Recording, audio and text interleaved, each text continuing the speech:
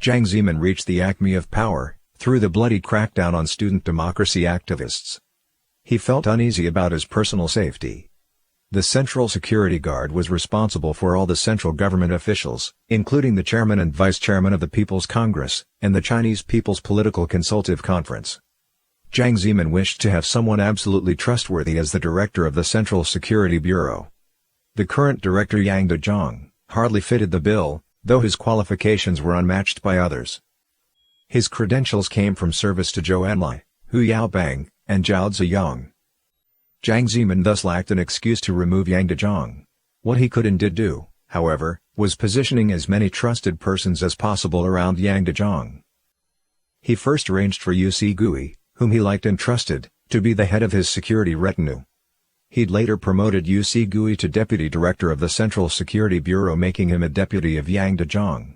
After Jiang Zemin's position was secured, in order to have Yu Sigui become the director of the Central Security Bureau, he ignored opposition from military officials, and broke the CCP protocol, by buying out Yang Jiang. First, to promote him to the rank of first-class general, the highest general rankings, and then, advise him to retire. The post of the Central Security was then filled by Yu Sigui. The Central Security Bureau was thus in effect reworked by Jiang Zemin, into something of a private army. For this reason, Zheng Qinhong paid special attention to the Guard. In the name of training, he ordered everyone in the Guard participate in the political study sessions, the effect of which was to brainwash the Guards into loyalty not only to the CCP but also, more importantly, to Jiang Zemin.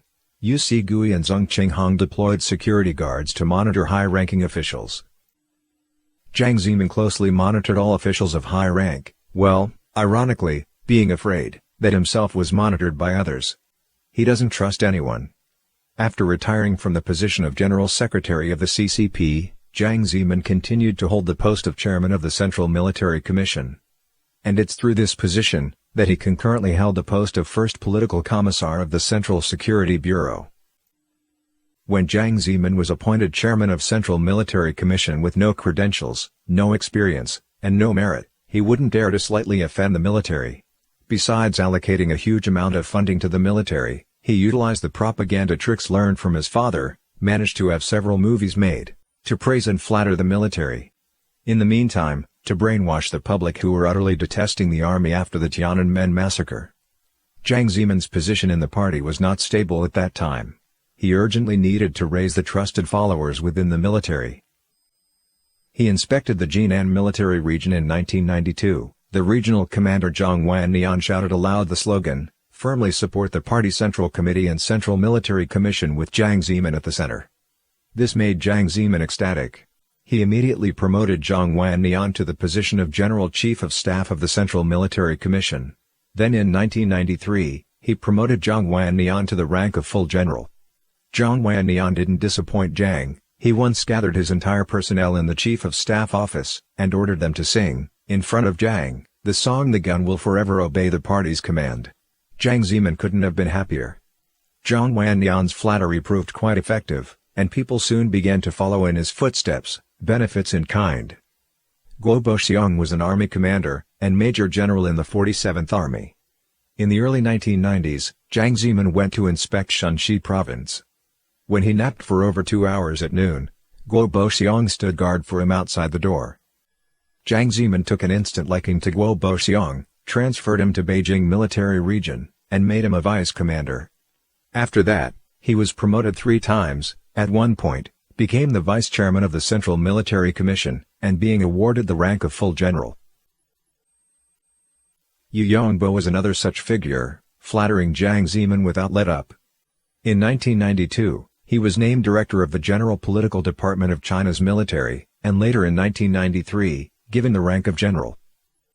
At the beginning of 2001, at a banquet Jiang Zemin hosted meant to entertain the entire top brass military, Yu Yongbo shouted out, "Long live Chairman Jiang."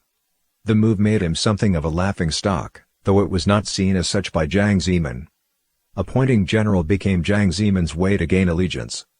79 generals were appointed by Jiang Zemin between 1993 and 2004. As for major generals and lieutenant generals, hundreds were made in Jiang's era, almost as if the move was part of a casual game. Those promoted were full of mean spirit. They have little respect for each other, they slander each other, create obstacles for each other, refuse to cooperate, are jealous of each other and undermine each other. Many of those conferred so frequently with ranking and titles, didn't regard the designation as the honor it was supposed to be. At the award ceremonies, Jiang Zemin himself casually gave out the certificates of the appointments with merely one hand. And they took the honor lightly, conducted themselves in a manner anything but serious. All of these very much under the veteran generals who were promoted based on the abilities, who enjoyed immense prestige, whose commands were met with uniform obedience. Jiang Zemin's strategy of building an army was to promoting politics, that is, the army must obey the CCP's commands, obey his commands. As for how to command the military, he wouldn't measure up to an amateur. One might ask, what sort of might could a military achieve with people of such caliber? A military of this sort won't manage to win battles no matter how modernized their weapons may be.